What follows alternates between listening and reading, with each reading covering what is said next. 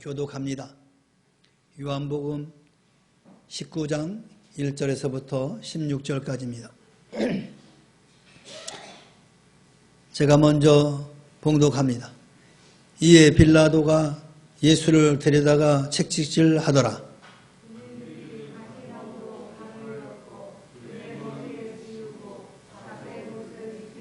앞에 가서 이르되 유대인의 왕이여 평안할지어다 하며 손을 때리더라.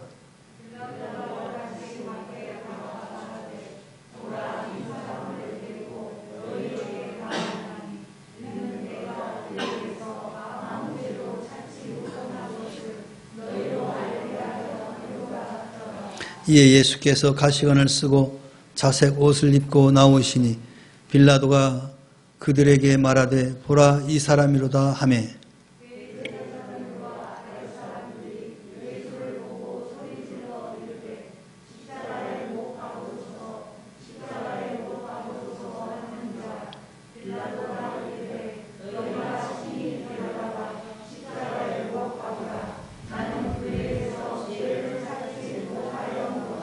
유대인들이 대답하되 우리에게 법이 있으니 그 법대로 하면 그가 당연히 죽을 것은 그가 자기를 하나님 아들이라 함이니이다.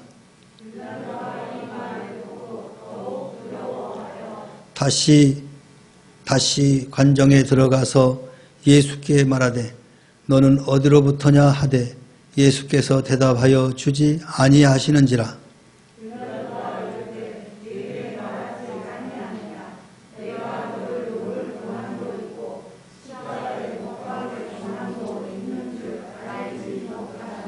예수께서 대답하시되 위에서 주지 아니하셨더라면 나를 해할 고난이 없었으리니 그러므로 나를 내게 넘겨준 자의 죄는 더 크다 하시니라.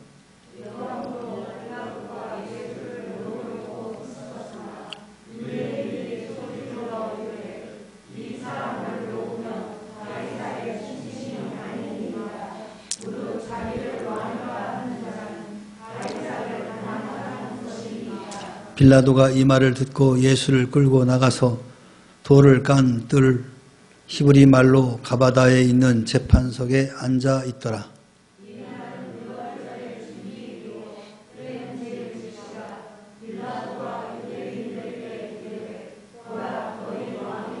그들이 소리 지르되 없이 하소서 없이 하소서 그를 십자가에 못 박게 하소서.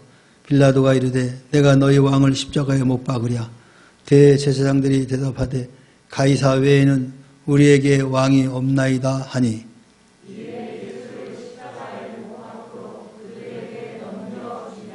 아멘. 우리 옆 사람과 인사합시다. 축복합니다. 사랑합니다.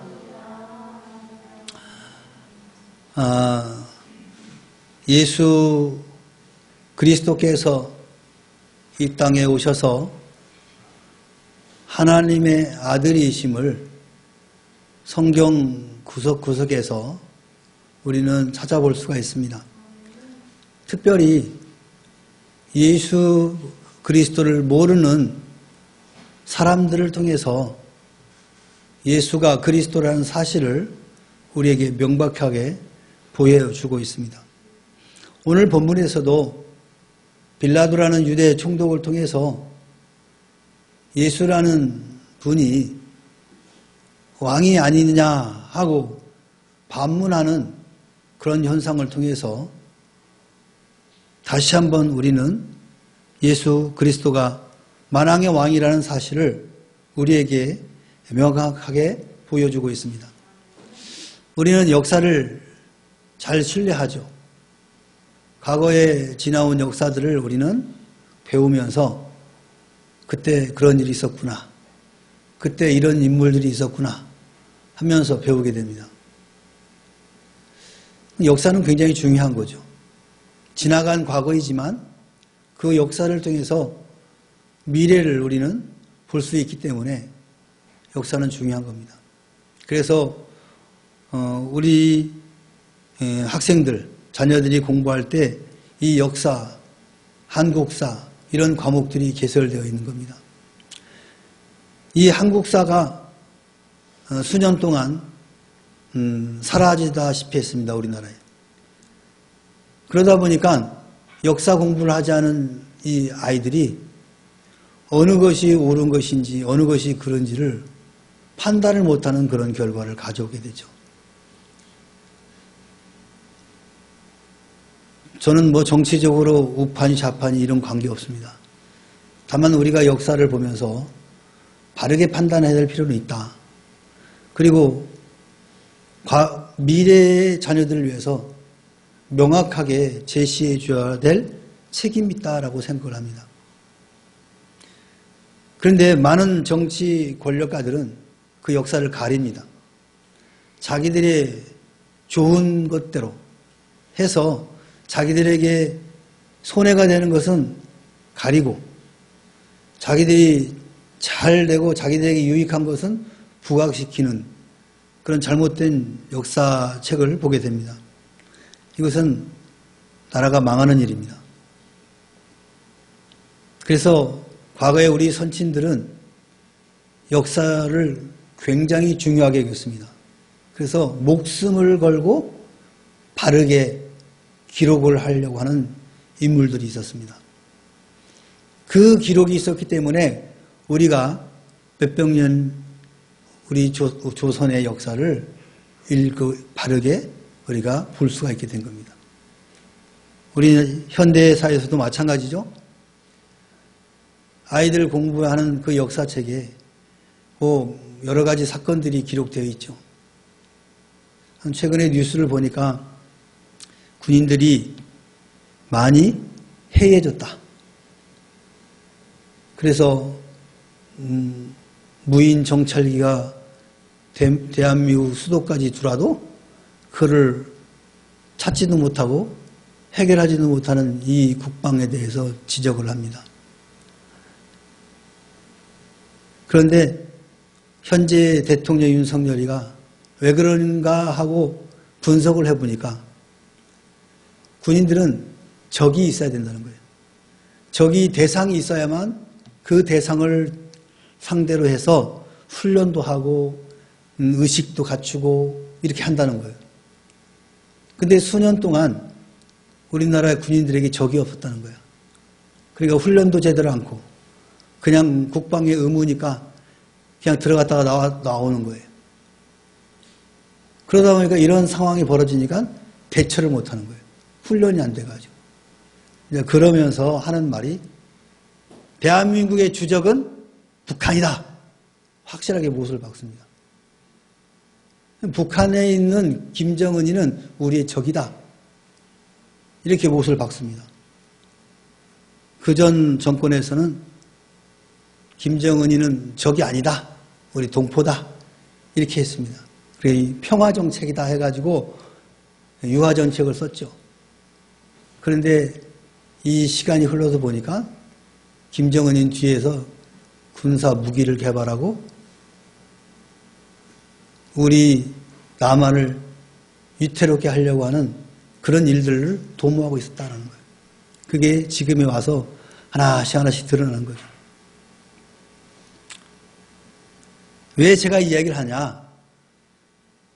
정치하는 사람들이 자기의 유익을 위해서 역사를 가리게 되면은 이런 현상이 일어난다는 겁니다. 성경도 여러분 역사입니다. 성경에 있는 내용들이 어느 한쪽의 편파적인 생각을 가지고 기록하였다고 한다면 오늘 우리들이 이 성경을 읽고 바르게 판단할 수 있겠습니까? 편향된 생각을 할 수밖에 없겠죠. 그런데 오늘 성경의 기자들은 당시의 상황을 그대로 적시를 합니다. 그때 정치가 유대 총독 빌라도가 어떻게 재판을 하였다는 것을 명확하게 명시를 하고 있습니다. 그리고 당시의 대제사장과 그 무리들이 어떻게 예수에 대해서 접근하고 있고 어떤 생각을 하고 있었는가를 명확하게 여기에 적시되어 있습니다. 그래서 우리는 이 말씀을 통해서 분명하게 깨닫는 것들이 있습니다. 여기서 정치적으로 빌라도는 유대 로마의 총독으로서 이 유대 땅에 와서 정치를 하는 사람입니다. 그러다 보니까 눈치를 보지 않을 수가 없었다는 거예요. 유대 총독은 어떻게든지 자기가 체리하는 지역이 평화로워야 돼. 거기서 반란이 일어나든가 뭐 데몬스트레이션이 일어나면 그 사람은 바로 불려갑니다. 그래서 쫓겨나는 거예요. 자기 직책을 잃어버리는 거예요. 그러니까 유대 총독의 입장에서는, 유다의 총독의 빌라도 입장에서는 어떻게든지 반란이 안 일어나고 조용하고 세금 잘 내고 가이사의 명령대로 뭐 잘 조용하게 움직이면 그 사람은 성공적인 총독의 역할을 하는 거예요. 근데 이 빌라도가 이 시기에 유다의 총독이 돼서 온 거예요. 그전 총독들은 조용하게 잘 있었겠죠. 근데 오늘 이 예수께서 십자가에 못 박는 이 사건들을 주관할 수밖에 없는 이 유다의 빌라도는 어떻게 보면 참 불쌍한 사람입니다. 시기를 잘못한 거죠. 다른 총독들은 그냥 조용히 왔다가 다 임기를 마치고 갔는데 이 사람은 만왕의 왕인 예수를 십자가에 못 박는 그런 치명적인 판단을 할 수밖에 없는 그런 불행한 총독이 된 겁니다. 또한 이 유다인들의 생각이 무엇이었는가라는 것을 오늘 이 본문에서도 알 수가 있어요. 아, 왜 이 예수라는 이 청년을 죽이려고 저렇게 했을까? 무엇 때문에 그랬지? 이 청년이 뭐 큰 군대의 어떤 권력과 힘을 가지고 자신들의 어떤 가지고 있던 이권을 빼앗으려고 하였다고 한다면 그럴 수도 있어요. 그런데 유대 이 땅에 온 예수는 그냥 조용하게 하나님 나라를 전하고 그리고 아픈 자를 고쳐주고 죽은 자를 살리고 말씀을 전하는 거예요. 그 말씀은 이 말씀의 근원인 이 주인인 그리스도께서 다시 한번 정확하게 이 율법을 재해석해 준 거예요. 그것이 마음에 안 든 거예요, 유대인들에게는. 자신들이 지금까지 추종하고 전통적으로 믿어왔던 이것들을 예수라는 이 청년이 나타나가지고 그 잘못된 거다라고 지적하는 거예요. 그럼 지적받으면 안 좋죠. 응? 칭찬받을 땐 좋은데 왜 이렇게 했습니까? 지적받으면 다 싫어합니다. 지민이도 싫어합니다. 우진이도 싫어하지? 응. 나는 열심히 했는데 엄마가 너 왜 이렇게밖에 못해? 하고 지적하고 하면은 다 싫어합니다. 근데 우리 주일날 여기 발표할 때 지적하면 예 감사합니다. 기도가 부족합니다. 이렇게 하라고 하잖아. 응? 그렇게 말로는 하는데 실질적으로 우리 삶 속에서 내가 뭔가 실수했을 때 아니 뭐 실수도 아니야. 난 내 최선을 다했는데 왜 이렇게밖에 못하냐고 지적하면 다 얼굴 붉히고 짜증나는 거예요. 아마 예수님이 그런 거예요. 이 율법을 추종하던 이 사람들에게 너희들이 알고 있는 이 율법은 이것이 아니다 라고 다시 재해석해 주니까 기분 나쁜 거예요. 그러니까 청년이 그렇게 나서니까 기분 나쁘니까 저를 어떻게 하지? 더군다나 점점 그 예수를 따르는 사람들이 많아지는 거예요. 오병이어의 기적이 일어나지. 죽은 사람이 막 살아나지. 그러니까 이 유대인들 특히 이 장로, 제사장 이 사람들이 위기감을 느꼈던 거죠. 자기들은 그렇게 못하는데 저 청년은 저렇게 하고 있으니까. 그리고 율법도 아주 지금까지 듣지 못했던 그런 메시지로 재해석을 하고 알려주니까 신선하죠. 그러니까 어떻게 하면 저 청년을 없앨까? 궁리할 수밖에 없죠. 자, 이런 상황 속에서 그러니까 예수가 죽을 수밖에 없었구나. 역사적으로 보니까. 근데 중요한 거는 역사적으로 볼 때도 예수는 그런 상황 속에서 죽을 수밖에 없는 상황이었구나. 빌라도 자체도 그 평화를 유지해야 되는데 안 되니까 막 폭동이 일어나는 거예요. 없애달라는 거예요. 죽이라는 거예요. 십자가에. 그러니까 저거를 안 된다고 하고 선포했다가는 그냥 밀란이 일어나는 거예요. 그러면 바로 가이사에게 들어가면 바로 송환. 그게 두려운 거죠. 그러니까 냈다 물어봤다. 그래, 니들 알아서 해라. 그리고는 니들 방식대로 해라. 근데 우리는 할 수 있지만 우리는 법으로는 할 수 없다. 우리의 율법으로는 하나님 모독한 죄로 우리가 죽일 수는 있지만 아니라는 거예요. 이 사람은 왕이라는 거야. 그러니까 가이사밖에 없는데 이 사람이 왕이라고 했으니까 이거는 정치적으로 문제가 있는 거다. 그러니까 네가 판단해라. 미룬 거죠. 빌라도 네가 해라. 이건.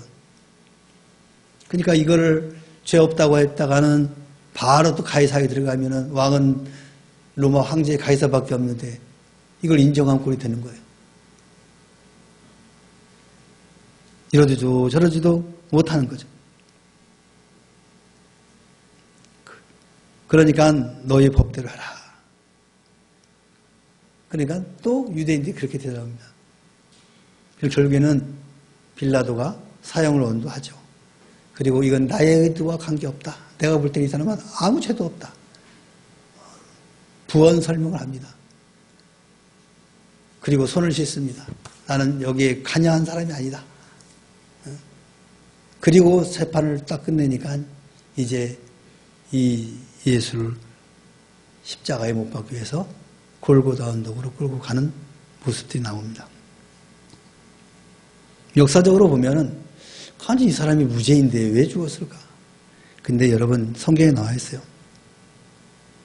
하나님이 이것을 허락하지 않았다면은 이런 일이 있을 수 없다. 하나님이 허락하거다. 하나님 아버지께서 허락하신 일이다. 우리가 잘 알고 있는 사실이죠. 예수님 분명히 이야기를 하는 거예요. 내가 능력이 없어서 힘이 없어서 이렇게 초라하게 십자가에 죽는 것이 아니라 하나님이 나에게 그렇게 요구했기 때문에 내가 하는 거다라고 분명히 얘기를 합니다. 우리 모든 역사적인 사실 속에서 하나님이 허락하지 않은 것은 없다. 그러면 하나님이 이태원 역사, 이 사건도 하나님이 허락한 겁니까? 뭐 그렇게 탁 따져도 물어보는 거예요. 이 나라가 이렇게 혼란에 빠진 것도 하나님이 허락하신 겁니까? 뭐라고 대답합니까, 여러분? 하나님이 허락하신 겁니까? 허락 안 한 겁니까? 인간의 입장에 볼 때는 하나님이 허락 안 했으면 좋을 것 같아. 하나님은 선하신 분이고 공의로우신 분인데 어떻게 거기에도 예수 믿는 사람이 있었을 텐데 왜 저렇게 비참하게 길에서 깔려 죽냐고. 하나님은 안 했을 거야. 근데 욥이 시험 당할 때 사단이 하나님한테 허락을 받습니까? 안 받습니까? 허락을 받습니다, 여러분. 하나님 허락을 받아요. 모든 인간의 생사화복의 주관자는 하나님이셔요. 근데 우리 개인의 입장에 볼 때는 당사자의 입장에, 유가족 입장에서는 참 안쓰럽고 말도 안 되는 일이겠죠. 하나님은 거시적인 측면에서 하나님 때로는 시험을 허락하시는 거예요. 근데 그 사람이 죽어서 뭐가 달라질까? 분명히 달라지죠. 달라집니다, 여러분. 그 당사자에게는 안쓰럽고 괴로운 일이지만 또 그거로 인해서 사단의 시험에 의해서 사단이 좋아할 것 같지만 결국은 하나님이 승리하게 하신다는 거죠. 누군가는 그 사건을 통해서 하나님 앞에 돌아오는 사람들이 있다는 거죠. 회개하고 돌아오는 거예요.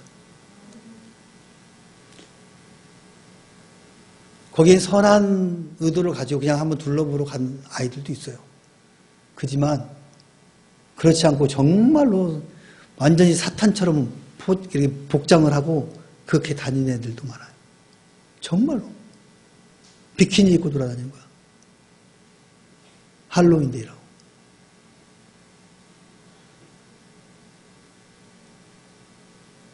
하나님이 더 이상 그런 타락한 모습들을 보기 싫은 거예요.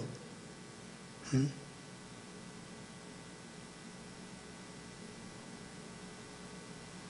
그리고 나서 그 이후로 할로윈데이 축제가 있었습니까? 이 나라에 없었죠? 아마 그게 잘 됐으면 며칠간 갔을 거예요. 난리 났을 거예요. 응? 들썩거리고. 하나님이 싫어하는 것은 여러분, 하나님이 누구를 통해든지 허락하셔요. 그건 사단이에요. 사단이 좋아하는 짓을 하니까 하나님이 그 꼴을 보기 싫으니까 그래, 네가 가서 한번 건드려봐라 하는 거예요. 여러분. 우리는 절대로 이 사단의 놀잇감이 되어서는 안 되는 거예요. 꺼릿감을 줘서도 안 되는 거예요. 응? 오늘 예수님을 십자가에 못 박은 그 유대인들은 바로 그 사단의 역할을 한 거예요. 그렇다고 해서 하나님이 물러서지 않았죠.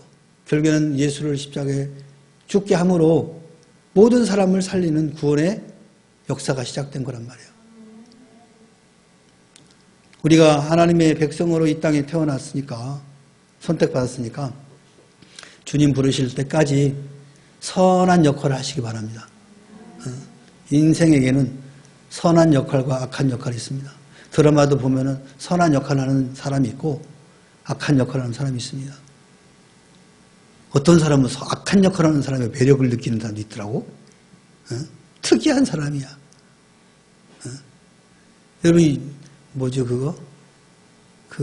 저기 영화 뭐 범죄 도시인가?